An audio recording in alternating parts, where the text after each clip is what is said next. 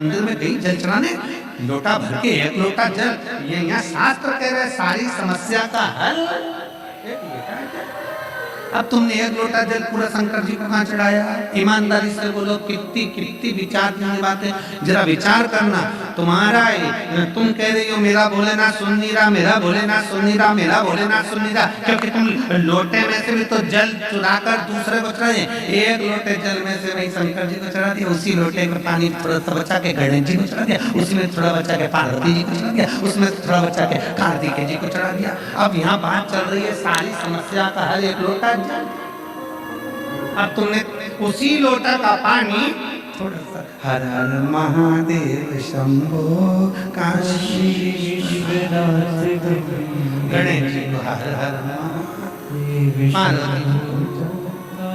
फिर इधर कार्तिकेय जी को चढ़ा, फिर उसमें से बचा के थोड़ा सा नंदी को भी चढ़ा। लोटा एक देवता शिव महापुराण की कथा कहती है शंकर को जल चढ़ाने जाना, गणेश जी महाराज को अलग से जल चढ़ाने की जरूरत नहीं है, पार्वती जी को अलग से जल चढ़ाने की जरूरत नहीं है, नंदी को अलग से जल चढ़ाने की जरूरत नहीं है, शरणानंद कार्तिकेय को अलग से जल चढ़ाने की जरूरत नहीं है। आपको पहले भी कथा में कहा था, आज फिर बताते हैं।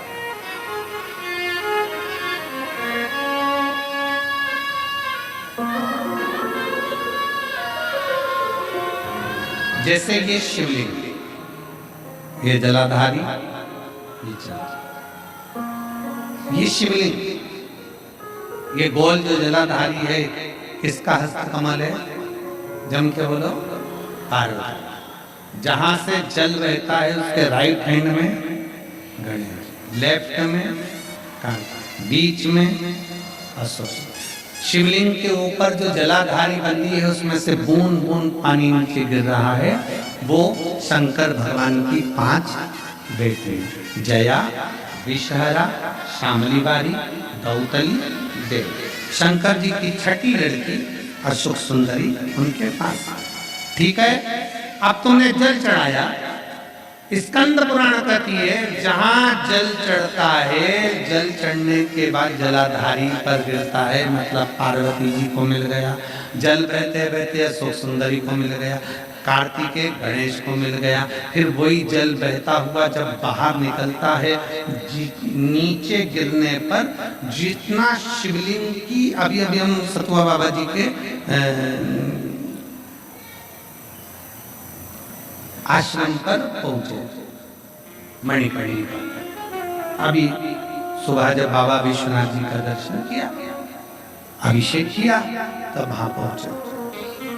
अगर आस्था चैनल वालों के पास अगर वो शिवलिंग का अगर वो फोटो हो बाबा जी के धाम आश्रम का, जहां हम अभिषेक कर रहे थे जल, तो वहां पर पारस शिवलिंग का अभिषेक करने के बाद में नीचे जो जलाधारी है, जलाधारी में से जहां से पानी गिरता है, ये पानी जो नीचे गिर रहा है, पानी यहाँ आया और यहाँ से जो नीचे गया, मतलब जितनी परिधि मोटी है उतनी परिधि, जितना पानी यहाँ से लेके यहाँ तक जमीन पर जाता है, उतनी दूरी में 64 योगिनियां हैं, और फिर पानी यहाँ से जो आगे बढ़ता है वहां पर 33 कोटि देवी देवता है। मतलब एक लोटा जल सारे देवताओं को प्राप्त हो जाता है। तुम्हें अलग से गणेश जी को, अलग से किसी देवी देवता को, अलग से किसी देवता को जल की जरूरत नहीं पड़ती। तुम सोचो कि मैं गणेश जी को भी जल चढ़ा दूं, गणेश जी पास में बैठे, तुमने सोचा पार्वती जी को जल चढ़ा दूं, पार्वती जी पास में बैठी हैं, तुमने सोचा कि कार्तिकेय को जल चढ़ा दूं, ना ना, शंकर जी को चढ़ाया, सबको मिला।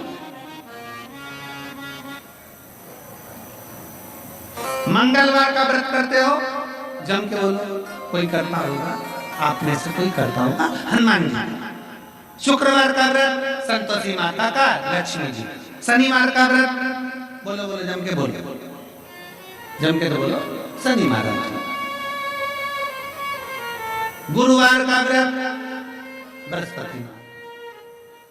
अब कभी अगर मौका मिले तो एक बार स्कंद पुराण पढ़ना। स्कंद पुराण का काशी खंड स्मरण करिएगा या अवंतिका खंड स्मरण करिएगा। स्कंद पुराण के अवंतिका खंड में, काशी खंड में वर्णन मिलता है तुम चाहे रविवार का व्रत कर लो, सोमवार का कर लो, देवी का कर लो, देवता का कर लो, चाहे चतुर्थी कर लो, चाहे छठ कर लो, चाहे पंचमी कर लो, कोई सा भी व्रत कर लो, व्रत का फल तुम्हें देवता बिना शंकर की आज्ञा के दे ही नहीं सकते। शिव कहेंगे तब फल। जितने यजमान काशी की इस पवित्र भूमि पर आपने यजमान पद ग्रहण करा है, आप साधारण नहीं हो। ईश्वर जी, गोरा जी, शंकर और पार्वती का एक स्वरूप हो। ईश्वर जी गोरा जी बनकर विराजमान हुए। कथा प्रारंभ होती है, भगवान शिव देवादिदेव महादेव के परम भक्त तुमरुका जी कथा कहते हैं। ये तुमरुका जी साधारण नहीं है। जिस नारी का गर्भ न ठहरता हो, 25-25, 30-30 साल हो जाए, अगर वो तुमरुकेश्वर महादेव का नाम लेकर सफेद आंकड़े की जड़ को रजो धर्म के 7वें दिन शंकर भगवान पर 21 बार भ्रमण कराकर घुमाकर नंदी के पास खड़े होकर कमर पर लाल धागे में अगर बांधती है नारी, तुमरुकेश्वर महादेव का नाम लेकर स्मरण करती है, तो बाबा संतान जरूर देता है। इसमें कई पत्र, एक माँ ने लिखा, मेरे घर में 11 साल तक औलाद नहीं हुई। लिखा है पत्र में वर्णन है, 11 वर्ष तक